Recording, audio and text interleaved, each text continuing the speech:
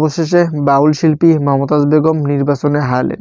সে কিন্তু নাগাড়ি 3বার নির্বাচন করেছে। তো দর্শক শ্রোতা, সে 3বারে কিন্তু জিতছে, কিন্তু এবার সে হারলো। তো দর্শক শ্রোতা, কি এমন সমস্যা ছিল যে কারণে সে হারলো, এমনকি তার প্রতিদ্বন্দ্বী যে একজন ছিল তো সে আর কি কিভাবে জিতলো, তো তা নিয়ে বিস্তারিত কিছু তথ্য আপনাদেরকে দেওয়া হবে, যে এখানে কি কি ভুল করছিল মমতাজ বেগম যে কারণে সে হারছে, এমনকি তার যে প্রতিদ্বন্দ্বী আরেকজন আছে তো সে কি এমন ভালো ভালো কাজ করেছিল যে কারণে এবার মমতাজকে বাদ দিয়ে আর কি তাকে নির্বাচিত করলো ওই আসনের মানুষ। দর্শক শ্রোতা, চলেন বেশি কথা না বাড়িয়ে মূল ভিডিও শুরু করে ফেলি। আর যদি আপনারা আমাদের এই ছোট চ্যানেলটি নতুন হন, অবশ্যই আমাদের চ্যানেলটি সাবস্ক্রাইব করবেন, একটি করে লাইক করবেন আর ভিডিওটি শেয়ার করে সবাইকে দেখার সুযোগ করে দেবেন। তো দর্শক শ্রোতা, আপনারা সবাই কম বেশি জানেন যে কালকে 7 তারিখ নির্বাচন হয়েছে। তো সেই জায়গায় দেখা যাচ্ছে যে কিছু কিছু নতুন আর কি যারা নির্বাচন করছিল তার মধ্যে কয়েকজন নির্বাচনে আর কি জিতছে এমনকি।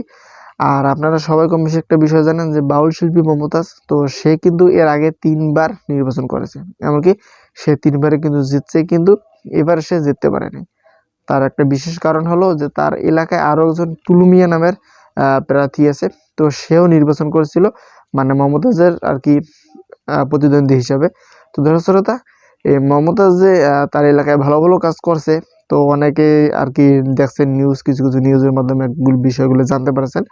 তো সেখানে নাকি নির্বাচনের কিছুদিন আগ থেকে বা কয়েক বছর আগ থেকে টুলু মিয়া নামে একজন আছে, তো সে নাকি সে মমতাজের প্রতিদ্বন্দ্বী। তো সে কিছু ভালো ভালো কাজ করছিল, এমনকি গরিব অসহায় মানুষের পাশে দাঁড়াচ্ছিল।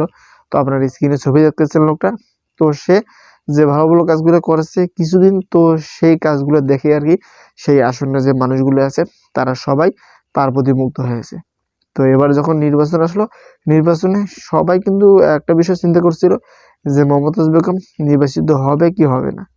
তো অবশেষে একটা বিষয় আর কি সবাই জানতে পারছেন যে মমতাজ বেগম মানে নির্বাচিত হয়নি। তো তার যে প্রতিদ্বন্দ্বী একজন আছে টুলু মিয়া আহমেদ, তো সেই টুলু মিয়া আর কি নির্বাচিত হয়েছে। তো দর্শক শ্রোতা, এই জায়গায় একটা বিষয় হলো যে অনেকে আর কি কিছু কিছু নিউজ চ্যানেল নিউজ করতেছে যে মমতাজ বেগম নাকি তার যে সৎ মা আছে তাকে দেখতে পারে নাই, সেজন্য সে নির্বাচিত হয় নাই, সে ঠকছে। তো এখানে একটা বিষয় হলো যে তাদের সেটা পারিবারিক ব্যাপার, তো এই বিষয় নিয়ে কথা না বললে ভালো হয়। তো অনেকে এসে বিষয়টা নিয়ে কথা বলতেছে, তো আমরা হয়তো জানি না যে তাদের মধ্যে তাদের মা মেয়ের মধ্যে কি সমস্যা আছে। অবশ্যই কোনো না কোনো সমস্যা আছে, কোনো ভাগের বা যে কোনো সমস্যার কারণে আর কি একটা মেয়ে তার সন্তানকে দেখতে পারে না। তো এটা একটা সাধারণ ব্যাপার। তো আরো কিছু কিছু বিষয় আছে, ওটাকে বলতেছে যে এর আগে নাকি কিছু কিছু জায়গায় ভারতে বা অন্যান্য জায়গায় নাকি এই মমতাজ বেগম টাকা নিয়ে আর কি সেখানে প্রোগ্রাম করতে জানে। তো এই বিষয়গুলো আমরা কয়েকদিন আগে জানতে পারছিলাম, কিন্তু পরবর্তীতে এই বিষয়গুলো আর কি তারা নিজেরা যে মীমাংসা করেছে। তো এই বিষয়গুলো নিয়েও অনেক নিউজ রিপোর্টার বা অনেক চ্যানেল থেকে কথা বলতেছে। তো এই বিষয়গুলো কোনো কিছু না, একটা বিষয় হলো যে জনগণ যাকে চাবে তাকে কিন্তু নির্বাচিত করবে, যাকে ভালো লাগবে তাকে ভোট দেবে, তো সে নির্বাচনে আর কি সে জিতে যাবে। তো দর্শক শ্রোতা, মমতাজের বিষয়ে যদি কোনো কিছু আপনাদের বলা থাকে অবশ্যই কমেন্ট করে জানাতে পারেন। আর যদি আপনারা আমাদের ছোট্ট চ্যানেলটি নতুন হয়ে থাকেন অবশ্যই আমাদের ছোট্ট চ্যানেলটি সাবস্ক্রাইব করবেন, একটি করে লাইক করবেন আর ভিডিওটি শেয়ার করে সবাইকে দেখার সুযোগ করে দেবেন। তো সবাই ভালো থাকবেন, সুস্থ থাকবেন, দেখা হবে নতুন কোনো ভিডিওতে। আল্লাহ হাফেজ।